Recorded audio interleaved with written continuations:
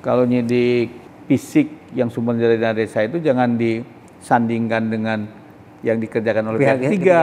Kalau pihak ketiga dia ada ahlinya, ada perencanaannya. Kalau ini kan tidak.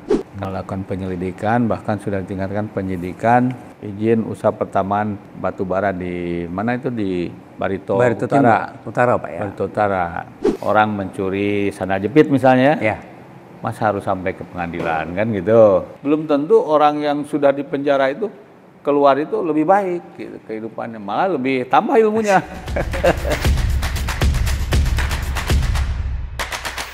Selamat datang di ruang redaksi Kalteng Pos, ruang podcast yang kita bangun di media cetak Kalteng Pos. Selamat datang Bapak Kepala Kejaksaan Tinggi Provinsi Kalimantan Tengah, Bapak Dr. Undang Mukopal, Sarjana Hukum Magister Minora. Terima kasih Pak atas kesempatannya bertandang ke ruang podcast, ruang redaksi Kalteng Pos. Apa kabarnya Bapak hari ini? Baik. Alhamdulillah. Sekali lagi kami terima kasih, senang sekali kami bisa kedatangan Bapak ini di sela-sela kesibukannya. Ini kami mau mencoba menyajikan kepada pemirsa ruang redaksi Kalteng Pos suatu penyelesaian hukum yang ternyata lagi cantik-cantiknya nih Pak, lagi menarik sangat idealnya, yang namanya restoratif justice. Oh. Nah, kami ingin mendengarkan dari Bapak ini sebenarnya program yang luar biasa menariknya itu, yang sangat memberikan harapan yang menyenangkan bagi masyarakat pencari keadilan itu. Dalam hal ini peranan dulu Pak, peranan dulu dari kejaksaan itu seperti apa Pak? Terima kasih. Sebelumnya saya sampaikan terima kasih ke Pak Sudiono selaku host pada kesempatan ini, juga ke Kalteng Pos yang telah mengundang saya untuk hadir di tempat ini. Seperti kita ketahui bersama bahwa kejaksaan itu salah satu tugas fungsinya adalah penyelesaian perkara, khususnya tindak pidana. Ya. Jadi mempunyai peranan yang sentris lah, karena kan selaku jaksa penuntut umum itu adanya di criminal justice system itu di tengah. Penyidik, penuntut umum, pengadilan. Jadi boleh dikata yang mempunyai perkara itu ya kejaksaan. Bisa tidaknya perkara dilimpahkan ke pengadilan tergantung kepada kejaksaan gitu. Betul ya. Sekali. Kemudian terkait dengan RJ, restoratif justice, ini kan salah satu cara dalam rangka penyelesaian perkara di luar pengadilan. Jadi tidak semua perkara itu harus dilimpahkan, diselesaikan di pengadilan gitu ya. Nah, ini sebenarnya pergeseran dari paradigma. Kalau dulu kan ada namanya paradigma restributif justice dulu itu, yaitu paradigma yang boleh dikata suatu paradigma pembalasan. Kalau misalnya dia melakukan tindak pidana ya harus dihukum gitu kira-kira. Nah ini sekarang paradigma itu bergeser ke restoratif justice itu, tidak harus ada pembalasan. Jadi dan tidak harus semua perkara itu masuk ke pengadilan gitu. Nah ini terutama perkara-perkara yang sifatnya kecil dan ringan, yang bisa diselesaikan oleh para pihak lah, terutama para korban dan pelaku. Itu kira-kira sementara ini. Baik, menarik sekali. Jadi memang kejaksaan, para jaksa tim Bapak ini mengambil peran yang sangat luar biasa dalam penyelesaian konflik gitu Pak ya, bisa dikatakan konflik tanpa harus sampai di meja pengadilan. Oke Pak, sejauh ini kalau boleh disampaikan kepada pemirsa ruang podcast Kalteng Pos, implementasinya sejauh apa Pak? Katakanlah misalnya, boleh dibilang misalnya sejauh mana respon masyarakat terhadap kegiatan itu sendiri kan? Sampai saat ini kami amati ya secara umum itu responnya cukup baik dari masyarakat. Bahkan sudah hampir 4.443 perkara seluruh Indonesia yang keren. diselesaikan secara restoratif justice. Oke. Sedangkan di Kalteng sendiri kita sudah melakukan hampir 133 perkara. 133 perkara. Itu data per kapan nih Pak? Per tahun 2024. Pak. Oh, Nah ini responnya dari masyarakat cukup baik. Kenapa? Dan ini juga saya kira penyelesaian yang cukup bagus, karena di samping adanya perdamaian antara pelaku dengan korban juga termasuk di dalamnya ya keluarga. Oke. Keluarga, karena salah satu syarat untuk bisa di RJ itu adanya saling memaafkan para pihak antara pelaku dengan korban. Saling memaafkan para pihak. Ya. Kalau sudah saling memaafkan, apalagi difasilitasi oleh tokoh masyarakat setempat, pejabat di setempat di situ, kemudian juga ikut juga para keluarganya, kan otomatis secara keseluruhan mereka itu juga saling memaafkan. Nah, kita bandingkan dengan kalau perkara ini dilimpahkan ke pengadilan, mungkin ada kemungkinan unsur balas dendamnya kan. Dia dihukum, jadi akhirnya merasa, waduh kok saya dihukum nih. Kemudian ya dia merasa dendam dengan pelapornya. Bisa saja terjadi seperti itu. Dan juga sampai saat ini tidak ada masyarakat secara formal ya melakukan gugatan terkait dengan penyelesaian RJ ini. Belum pernah gitu. Karena ya mereka saling memahami, kemudian juga saling mengayomi lah di antara mereka. Gitu.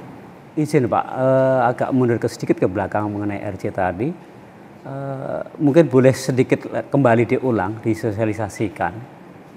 Ini kalau bicara mekanisme, proses dari RJ itu sendiri seperti apa? Apakah misalnya katakanlah para pihak yang ada konflik kemudian menyelesaikan, tidak harus misalnya sampai difasilitasi ke jaksa misalnya, itu juga dikatakan sebagai proses RJ?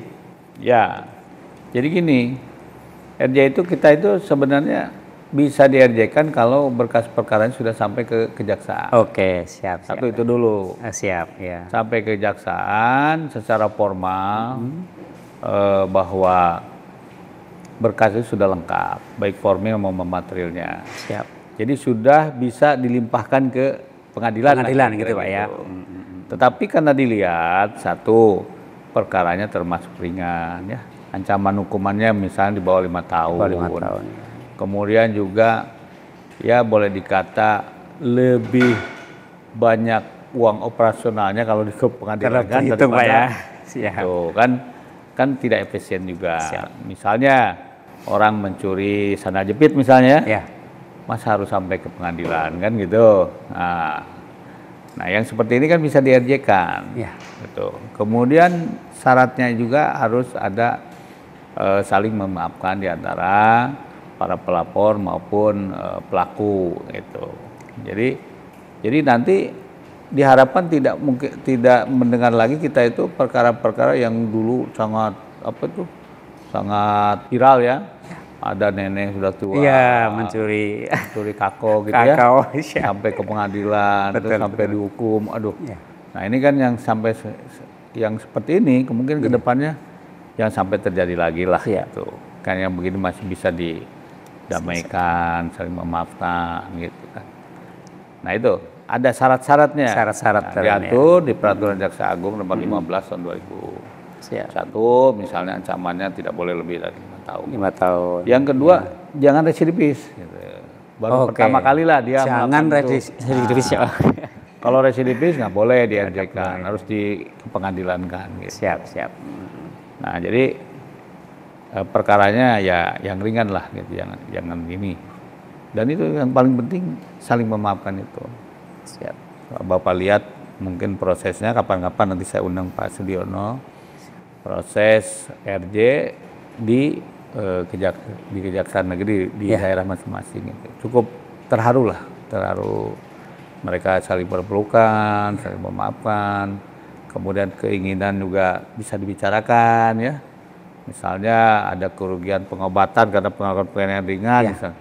Bagaimana ini ke dokter saya habis 2 juta, bagaimana ini bisa nggak diganti? Kan akhirnya diganti, saling saling menguntungkan para pihak. Ya. Apakah karena sangat mulianya penyelesaian dan pencarian keadilan itu di dalam RJ ini sendiri yang akhirnya pemerintah semangat sekali Pak ya mendorong di setiap ininya. Memang pemerintah berkepentingan. Siap. Kenapa? Karena seperti ketahui penanganan perkara itu kan dari hulu sampai hilir. Yap. Nah hilirnya itu sampai ke lapas maupun lembaga pemasyarakatan. Ya. Nah seperti kita ketahui kan lembaga pemasyarakatan kita kan udah overload, hampir 300% overload. Nah ini kalau tidak ada solusi, nah sekarang itu coba misal kalau Pak Sudiono lihat ke lembaga pemasyarakatan itu sudah waduh orang sudah nggak bisa tidur bener gitu, tidur duduk gitu kan. Nah kan seperti tadi saya sampaikan hampir 4.400 sekian perkara tidak harus dihukum, tidak harus ke LP kan sudah lumayan Pak. Terus dari anggaran juga betul. Ini juga pemerintah harus berkepentingan karena menyangkut anggaran juga di sana. Dan belum tentu orang yang sudah di penjara itu keluar itu lebih baik gitu, kehidupannya, malah lebih tambah ilmunya. Siap. Oke Pak, ini kalau bicara produk dari RJ sendiri, sejauh mana kekuatan hukumnya gitu? Misalnya, para pihak yang terlibat konflik gitu Pak ya, sudah difasilitasi oleh jaksa, kemudian selesailah sudah di situ. Nah ternyata kekuatannya itu sejauh mana? Itu pertama. Yang kedua, apakah ada upaya hukum lagi misalnya? Ternyata dalam perjalanannya ada para pihak nih yang ingkar misalnya begitu. Seperti apa itu? Jadi secara rasional rasional kemungkinan untuk salah satu pihak menggugat lah kira-kira. Ya seperti itu. Kecil sekali. Siap. Karena masing-masing pihak sangat diuntungkan kan. Sangat diuntungkan. Nah, diuntungkan, pelaku juga diuntungkan, kemudian juga korban juga sangat diuntungkan, masing-masing diuntungkan.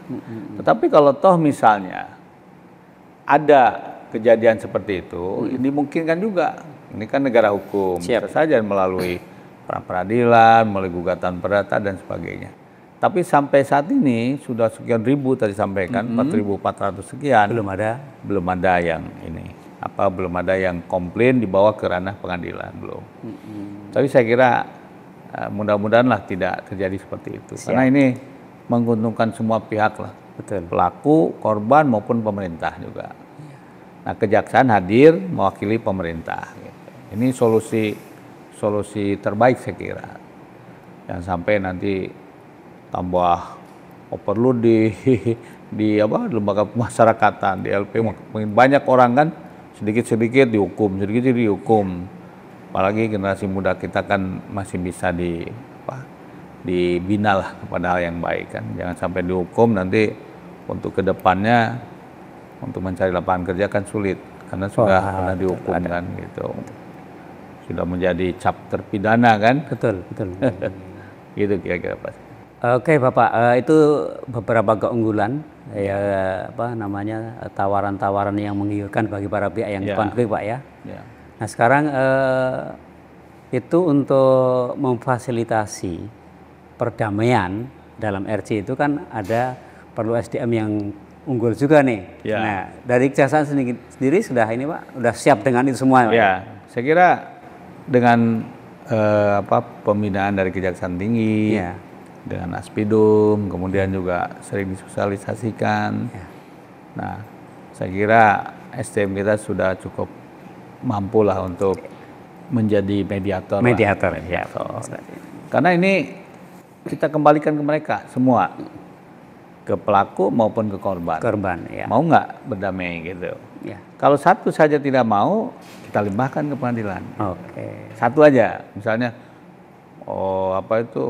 Korbannya tidak mau, apa boleh buat kan?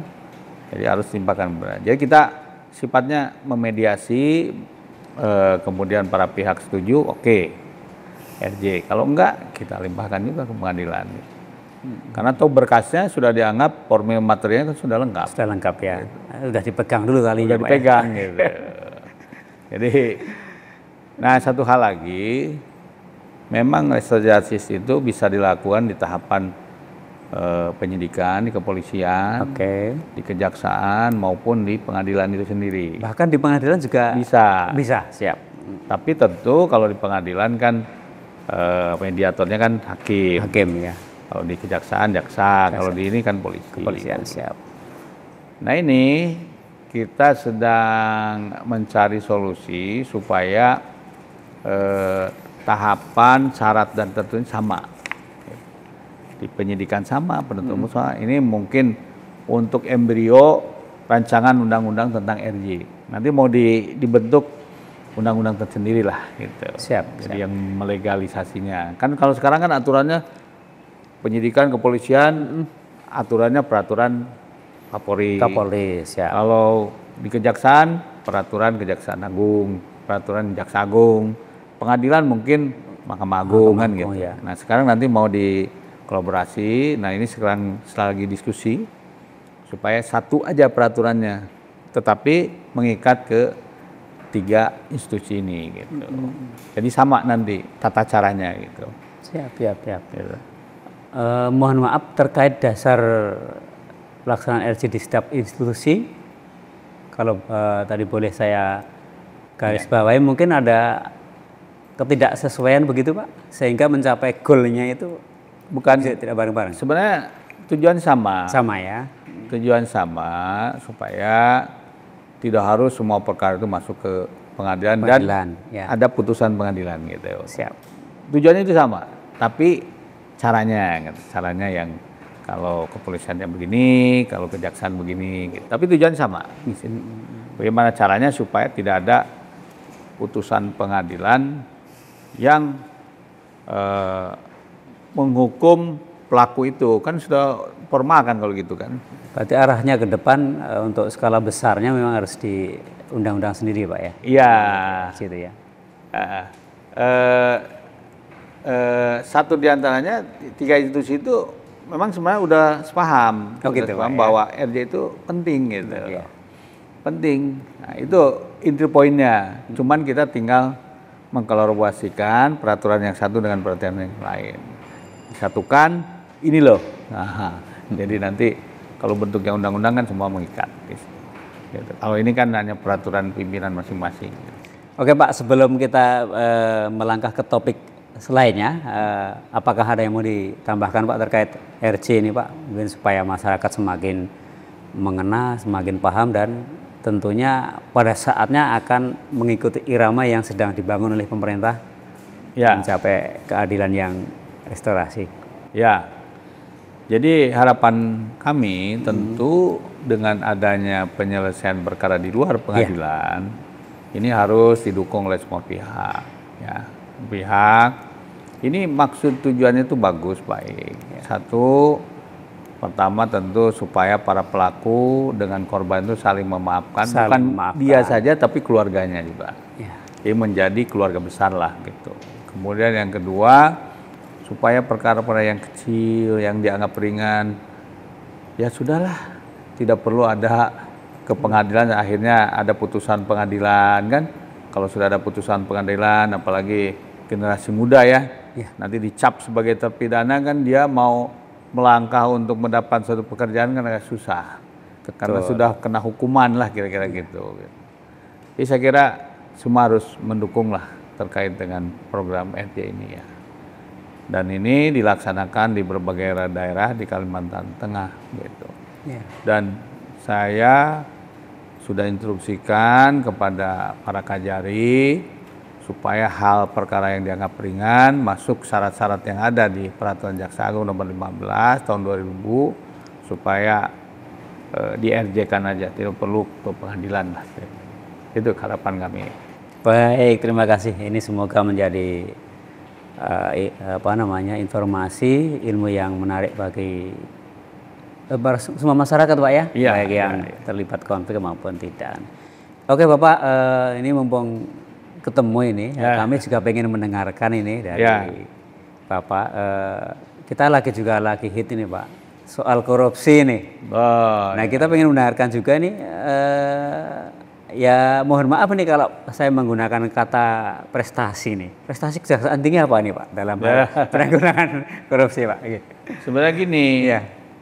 kita itu kan kalau ditanyakan tentang prestasi mungkin yang lebih objektif mungkin dari pihak luar lah. Siap. Pihak luar dari untuk melihat, mengamati potret dari Kejaksaan Tinggi Kalimantan Tengah itu bagaimana. Nanti kalau saya yang bicara kan kurang objektif. Boleh Pak, saya pandu.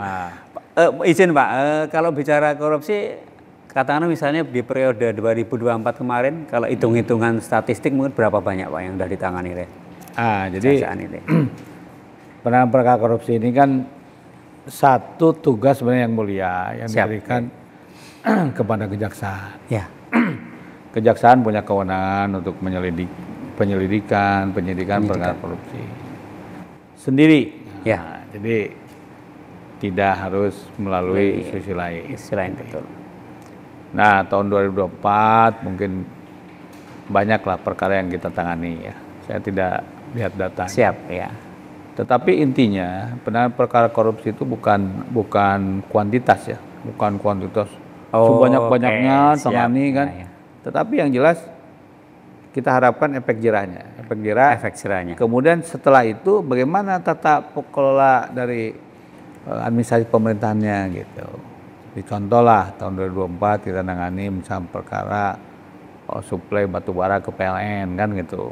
Nah, kita tangani juga. Ya. Dan sekarang sudah inkrah semuanya. Nah, selesai inkrah kita lihat di PLN sendiri. Nah, kita masih tetap melakukan pembinaan tentang tata kelolanya. Jangan sampai terjadi lagi seperti kemarin gitu. Siap. Dan sekarang PLN sudah terbuka dengan kita. Silakan aja kan. Kita datang ke sana, kita ngasih advice, jangan sampai terjadi seperti itu. Kalau aturannya begini ya, bikin aturan seperti ini. Nah, itu yang lebih penting itu.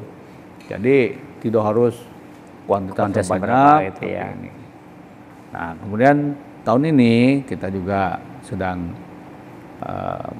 melakukan penyelidikan, bahkan sudah ditingkatkan penyidikan terkait penanganan perkara izin usaha pertambangan batu bara di mana itu di Barito Utara Pak ya. Barito Utara. Nah, itu juga nanti kalau sudah sampai ke titik di proses di pengadilan, kami juga masuk ke pemerintah daerah sana. Jadi jangan sampai terjadi lagi seperti itu. Jangan terulang lah gitu. Dampaknya juga yang lain juga jangan seperti itu. Nah, itu sebenarnya yang kita inginkan. Apa itu? Cubitannya gitu. Cubitannya. Itu bukan semata-mata kuantitas sekian gitu Pak ya. Oke. Kemudian juga kasus dari Bawaslu misalnya, itu kan pilar-pilar demokrasi kok ada korupsi seperti itu. Ya. Nah, kita harap tangani jangan seperti itu. Kemudian juga KONI yang di Kota Waringin Timur ya. Ya. Nah, seperti kita tahu kan KONI itu kan ada di mana-mana. Betul Pak. Ada di beberapa kabupaten kan kita tidak harus menangani seluruh KONI di seluruh kabupaten, satu biar yang lain jangan seperti itu. Nah, jadi kan dampaknya seperti itu. Sekarang sudah ini tangani. Kemudian juga ada anggota DPR kan mantan bupati Kota Waringin Barat juga kita tangani gitu untuk rasa keadilan yang samalah. Masa yang lain diadili dia tidak kan gitu. Nah, itu keadilan kan. Keadilan sebenarnya. Itu kira-kira. Oh iya Bapak, untuk yang korupsi tadi Bapak sampaikan bahwa sekali lagi untuk kuantitas pencapaian penyelesaian itu kan ya bukan sementara ya bukan target utama. Tapi kualitas lah. Kualitas yang bagaimana agar ke depan jangan terjadi lagi. Nah, sekarang apa yang bisa dilakukan ini Pak? Mungkin apa semacam pendampingan atau seperti apa begitu Pak? Oh gitu. Iya. Jadi gini. Jadi sebenarnya pemberantasan korupsi itu bisa dilakukan dua cara. Satu preventif. Preventif Pak ya. Preventif. Jangan sampai terjadi. Jangan dulu terjadi. Nah, yang kedua represif. Represif ya. Nah, represif itu memakai ranah penyidikan ya. Kemudian dilimpahkan kemudian itu represif tuh. Ya. Nah, terkait dengan Pak Sudita ditanyakan, itu termasuk pemberantasan korupsi dalam arti preventif. Ya. Adanya pendampingan, pengawalan. Pengawalan. Ya. Misalnya begini, pendampingan yang dilakukan oleh bidang perdata dan tun. Ya.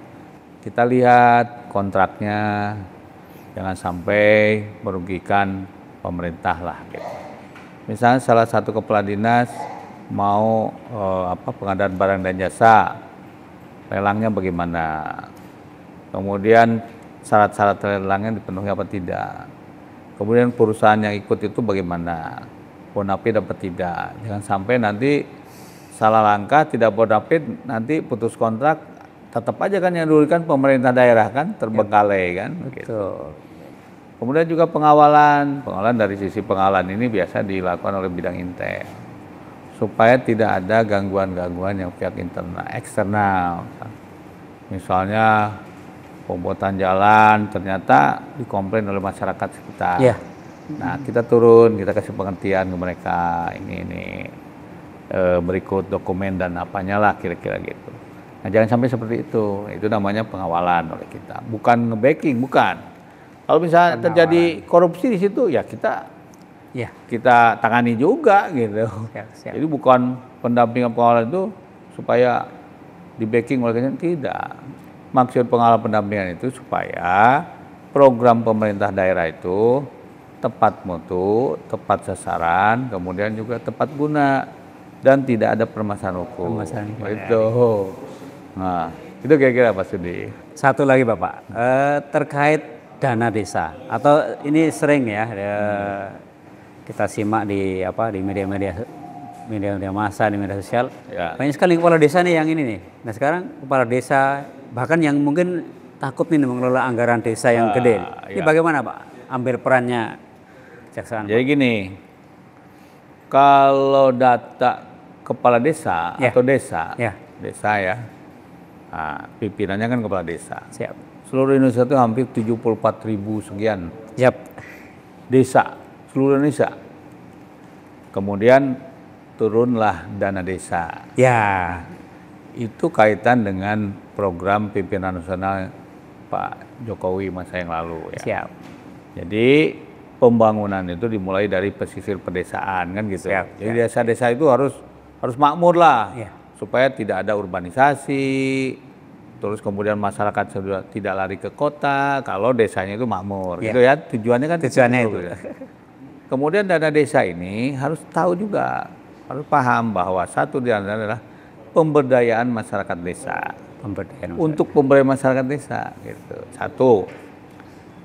Nah, karena tujuannya pemberdayaan masyarakat desa, kalau ada pembangunan fisik yang menggunakan sumber dana dari dana desa, itu tidak harus ada keahlian khusus yang mengerjakannya itu.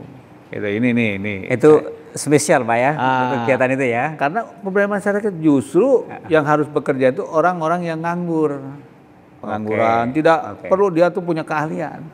Nah, mungkin Pak Sudi bisa bayangkan kualitas pekerjaan itu yang menggunakan sumber dana desa, kualitasnya pasti akan jauh tidak lebih baik dari yang dilelang oleh pihak ketiga kan? Siap. Karena tujuannya untuk pemberdayaan masyarakat desa. Ya. Dan juga satu di antaranya, kalau ini yang kerja itu masyarakat desa di situ, pembayarannya juga harus harian. Siap. Harian supaya dana desa yang tadi diberikan kepada pekerja itu bisa bergulir di desa itu untuk beli apa gitu. Jadi saya selalu mengatakan kepada teman-teman Kajari ya, kalau nyidik fisik yang sumber dari dana desa itu jangan disandingkan dengan yang dikerjakan oleh pihak ketiga. Kalau pihak ketiga dia ada ahlinya, ada perencanaannya. Kalau ini kan tidak, karena tujuannya untuk pemberdayaan masyarakat desa. Artinya masih ada toleransi? Kecuali udah ada mensreanya dari kepala desa. Misalnya, wah besoknya ada dana desa turun 2 miliar. Terus dia buka rekening pribadi, dari situ masuk, dinikah. Nah itu udah mensrea nih, korupsi di situ kan gitu. Siap. Nah, kemudian juga salah satu supaya tidak ada apa itu kekhawatiran dari kepala desa, maka dibentuklah program Jaga Desa. Jaga Desa, Pak ya. Desa untuk pendampingan, pengawalan para kepala desa supaya ada keberanian untuk mengeksekusi dana desa itu. Nah itu tugasnya para kepala kejaksaan negeri beserta stafnya di daerah gitu.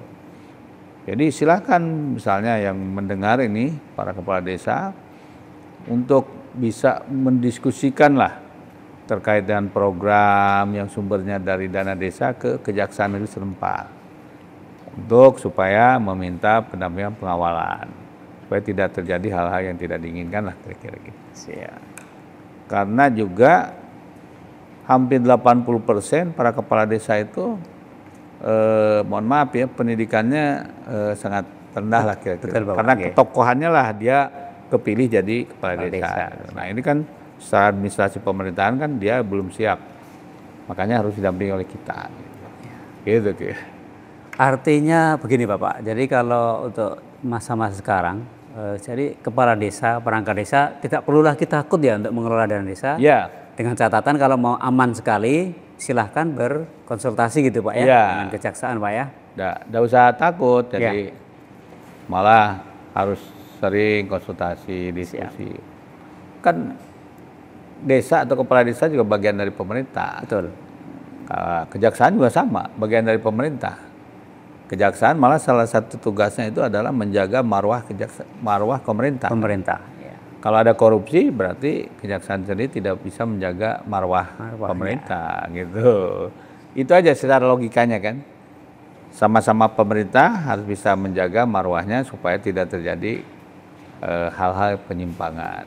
Sehingga masyarakat tidak melihat, wah kok pemerintah itu gimana sih? Kok banyak korupsinya kan gitu kan? Kalau gitu ya bukan kepala desanya, kita juga terbawa-bawa gitu, karena bagian dari pemerintah. Oke Pak, mungkin terakhir nih Pak. Ya. Terakhir ini juga perlu disampaikan kepada masyarakat. Ini kejaksaan ternyata tidak tidak sebatas hanya menjalankan tusinya Pak ya, tapi juga mau mulai menjangkau ketahanan pangan. Ini gimana Pak ceritanya Pak? Jadi ini patut kita apresiasi program daripada ketahanan pangan dari pemerintah ini. Pemerintah ya siap. Itu yang biasa dikenal dengan swasembada pangan lah. Swasembada pangan. Swasembada pangan itu ada cetak sawah, padi, kemudian jagung. Jagung ya siap. Nah, itu istilah ketahanan pangan supaya kebutuhan pangan kita di dalam negeri tercukupi. Siap. Dan syukur alhamdulillah sebenarnya pemerintah pusat menunjuk salah satunya itu Kalimantan Tengah untuk swasembada pangan. Sekarang sedang dikerjakan cetak sawah di Kapuas. Kapuas Pak ya. Di Pulau Pisau. Pulau Pisau ya. Nah sama kejaksaan diminta untuk pendampingan kemudian pengawalan supaya cetak sawah ini karena anggaran cukup besar, hampir 25 triliun, tidak terjadi penyimpangan di lapangan gitu. Nah makanya salah satunya saya buat Satgas. Satgas Pak ya. Satuan Tugas Pengendalian Swasembada Pangan. Gitu. Nah ini Satgas ini bertugas mengawal tadi. Wah, kalau misalnya kira-kira ada dugaan penyimpangan kita luruskan, jangan seperti ini supaya program ini berhasil lah gitu, berhasil dan program ini cukup baik gitu. Nanti kita tidak ketergantungan lagi ke impor beras, begitu sudah ada kok di sini. Berarti itu korelasinya Pak ya, tetap maju sebagai penegak hukum, sebagai pembelanya negara kan Pak? Ya, menjaga marwah. Menjaga marwah negara. Kita sebagai penjaga marwah dari pemerintah. Supaya semua berjalan dengan baik, dengan normal, sesuai ketentuan yang berlaku. Oke Bapak Kepala Kejaksaan Tinggi Provinsi Kalimantan Tengah, mungkin harus kita akhiri Pak diskusi kita tanpa mengurangi rasa hormat, nanti bisa disambung di lain waktu. Sebagai penutup Bapak silahkan, mungkin ada closing statement dari Bapak.